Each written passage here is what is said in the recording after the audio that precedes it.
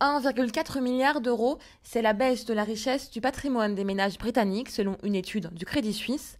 En cause principalement la chute de la livre sterling provoquée par la méfiance des investisseurs et donc l'inflation du prix des produits à l'importation. On n'est pas sur des proportions qui sont aujourd'hui inquiétantes. Peut-être que le discours changera dans le courant de l'année 2017 parce qu'on saura finalement quels vont être le détail des négociations, mais aujourd'hui personne n'est vraiment en mesure de savoir si ça aura un réel effet délétère sur les ménages britanniques. Et pour se prémunir quand les négociations débuteront, le gouvernement britannique souhaite rassurer les investisseurs en débloquant notamment 5 milliards d'euros pour stimuler l'activité économique.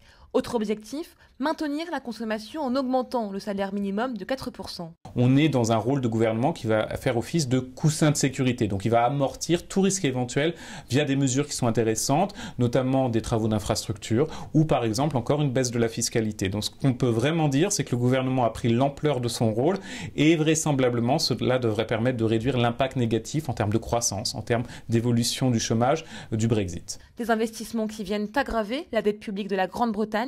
Le retour à l'équilibre budgétaire en 2020, évoqué par le gouvernement, devrait d'ailleurs être repoussé.